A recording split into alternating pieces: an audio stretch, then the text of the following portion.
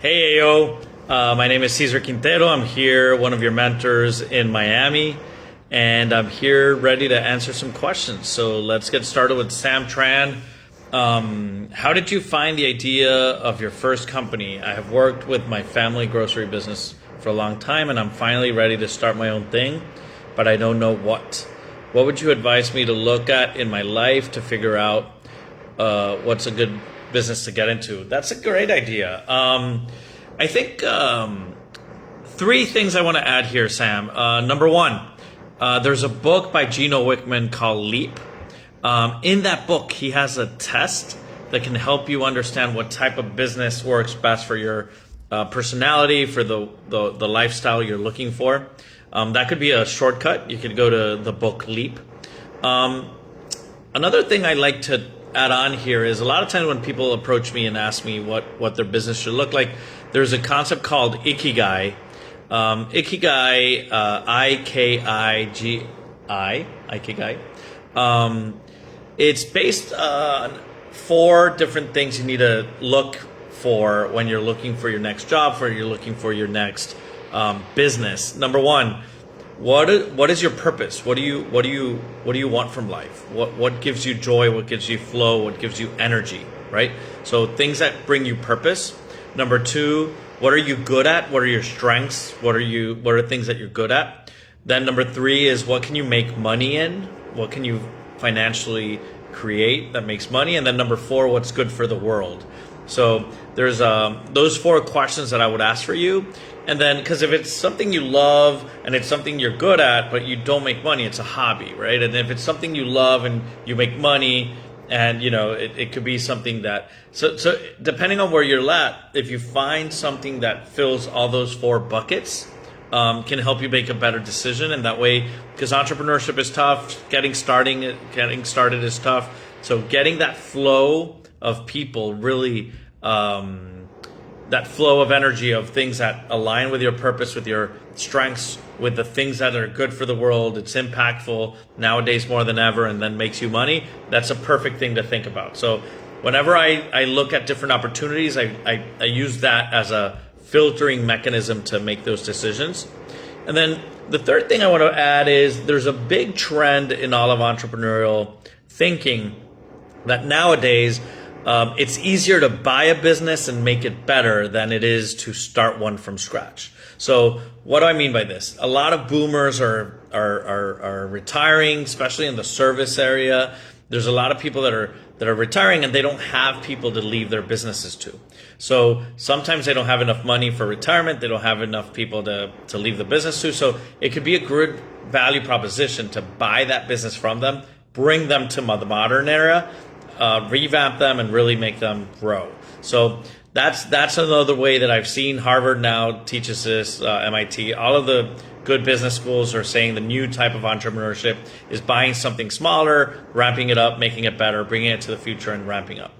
I'm going to add a 4th one here, which is what other trends do you see around you, and what wave can you ride? Right now there's 10 singularity things that are happening right now: biotechnology, computing, microprocessing, AI, all these trends that are happening right now, energy, storage, solar and renewable products. So there's like 10 different things that you could really tag onto, and we're in the cusp of that wave that's going to grow. So sometimes, like me, I got into the food industry, healthy meal delivery. This is 2004, so pre-Google Maps, pre-Uber Eats, pre-Facebook. But it was a wave I rode because it was healthy, it was delivery, it was convenience. So all these things that you can ride a wave as well. I don't know if I extended there, but Sam, hope this helps. Kelly Killingsworth, let's see. How do I become the absolute best owner leader in my excavation company? I'm the owner of Kelco Construction. We're an excavation contractor in Northern California. I know that I am a great operator. I know I'm one of the better drivers around. I know that I can work my ass off, but I do not know how to grow and lead a successful business. As I look at to add team members, what are the things I should be doing to increase my skills in leadership and team building? All right, Kelly, I love this because you're right in that cusp of Once you start a business you got to start it by design. Things are working out. The business is growing. You know what to do well. This is a perfect second question, because Sam was, how do I start my business? Kelly, where you're at right now, if you want to start adding people, you need to improve yourself as a leader. So how do you improve yourself as a leader? The first thing you need to understand is yourself. What are you good at? What are you not good at? What are things that you love to do? What are things you hate to do? What are things, have clarity on the things that you're good at and not. And just because you're the owner of the business doesn't mean that you got a job in it and you have to do every single role in it.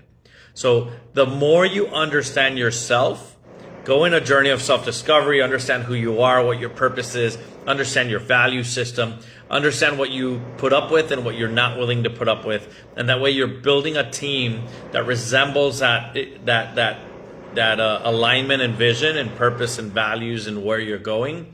And as a leader, CEO of a business, you need to be selling that business to others. So when you're hiring somebody, if they're going to come work for you, they're coming to work for you at a pay cut and to work overtime on something that they usually want, right? So how do we sell that vision? And the better you can sell that vision is if it's directly aligned to what you look at, what you value, what your system is. So grab a mirror, understand yourself first, dig deep, be vulnerable, and understand what you're good at, what you're not, and then try to find people that complement what you're not and what you don't want to do. And there's people out there that love to do what you don't like to do. So first step is get to know yourself well. And that is the true piece of leadership that you can start doing. All right, I had Rohit Gupta. How does your company best deal with competition? So they sell exotic snacks and drinks from around the world. Right now, we sell at executive events and online through the website. But we are opening a retail store. We just found out that we are getting retail competition in our area. It's hard to deal with because we wanted to be the first to show our products off to our community, but we may be beaten to that. There are retail stores like us coming to the mall. We live in a small city, so the attractions are near the mall. I'm getting doubts about the business. How do we measure we are best and beat the competition? All right, I love this. So Rohit, the way I measure competition is awareness, understand what they're doing, but I don't let myself dictate on what they do.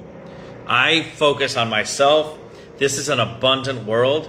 As much as you say that, that there's a small town, a lot of competition, if you understand who your core client is, if you understand who your client is, if you understand what they need, what their pains are, if you understand what they're looking for, the more you'll be able to make sure that you tap into that, right? So Rohit, I would recommend to you to understand who your client is, what are they looking for? Are they looking for that type of treasure hunt? Are they looking for that type of place that they're looking for? I wouldn't worry so much about what competitors are doing. I would worry about your client and who you're talking to. All right. So you have to have certain awareness of your competition, but it's an abundant world out there. The markets are huge. Just find your client. And if you speak to that client and understand what they want and what they need, you don't need to worry about the competition that much. All right. So make sure that you focus as much as you can on understanding your client, what their pains are, and how do I communicate that with you. All right. Lamont. Let's go with Lamont. What model should I use for providing technical support to clients? I provide point of sale systems and security cameras to businesses and homeowners. Currently, my clients get free tech support for 6 months on all products and services. I'm struggling in determining how I should offer support after the 6 months period. Currently, I charge a service fee depending on what the needs need to be repaired. In a previous Zoom call, we were encouraged to think of ways of generating recurring revenue. Yes, please.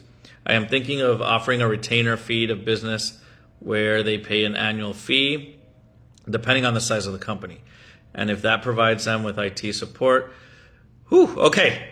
Lamont, there is a book called The Automatic Customer. I love that book. It gives you 9 different models on how to create a recurring revenue. Oh, move my head higher up. Okay. All right, so 9 different models of how to create recurring models. There's one called the safety one, which comes to mind for you. It's a service fee. It's a peace of mind kind of fee. So it could be something that you can provide the point of sales of security cameras, but then how do you prevent something from happening? It's a peace of mind fee. Like I pay a service fee for my air filters to come on a monthly basis. So, I don't have to think about it. I don't have to go pay them. I don't have to do these things. So how is it like there's a service fee that you could do, there's a peace of mind fee, or there could be a VIP fee that you could do is, hey, if you have an issue with your cameras, you'd come first in line, 24-hour service if you pay this VIP service fee on a monthly basis. So there's different ways that you could trigger this, but I would really recommend that book. That book tells you, and there's actually a video on YouTube that you can look at, and it gives you and it describes each of the models. Think of the one that you want to target, and then you can trigger that. But I'm thinking peace of mind. I'm thinking VIP. I'm thinking quality service. So those could be the three types that could help you level that up. I don't know if that's helpful, Lamont, but I think if you're looking for, also if you understand what your client is looking for and how can you give them more of that at a fraction of a cost and then just keep it as a recurring, right? It gives you that peace of mind and people will buy into that. All right. Amy Schulberg. All right. Do I go with my gut and choose not to work with a potential client? So the business, lighting design consultant. Today I had a meeting with a group that has transitioned from hotel work to office spaces. During that meeting, they requested that I spend 30 minutes providing their teams with tips on office lighting and their projects, despite it not being my area of expertise. They also expressed interest in potentially involving me in a future project if necessary. I left the meeting with the impression that they are seeking free advice and have no genuine intention of utilizing my service. This situation misrepresents my actual skill set, and it could potentially be a waste of time. This is great insight. Arnie. Particularly if more suitable opportunity arises. I am inclined to trust my instinct and walk away. I would like to redirect some of my... All right, Arnie, your intuition's right on it.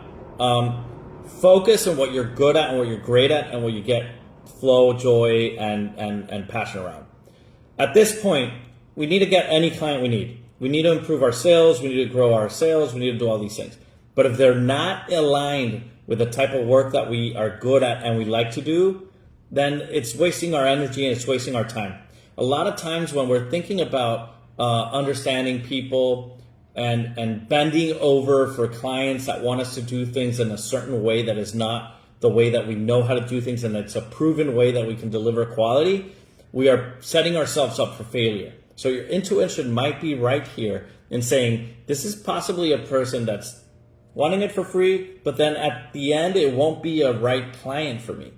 The clearer you have on who the right client is and who really appreciates your value are the clients that are going to refer you, they're going to pay you in time, they're going to love the way you do things, and they're going to do those things. So I understand right now we need to make as many sales as we can, but the right sales are also the right approach because we have limited time and we have limited energy. So if we do the right sale and we have the right person who's looking at, who understands our value, who will pay us on time, who will see the value and like the way we do things, those are the people we want to attract. So if you're having an intuition that this person might be a difficult person, it's not within your lane, it's not within your specialty, I would not do it because what you want from clients is you want referrals, you want, recurring business, and you want people that love you and will be raving fans. So it doesn't mean that sometimes we need to take clients that we don't like, but if you're good at those things, I think what's the biggest red flag here for me is that it's not your main focus and the way you do things, and you're not sure of the quality you're going to give it. It's not your specialty. So I would follow your intuition here and make sure that I start looking for people that really value me and understand what my true unique and position my unique in that way where I can make a difference. All right. Okay. So that's it. All right. Hope everybody has a great day.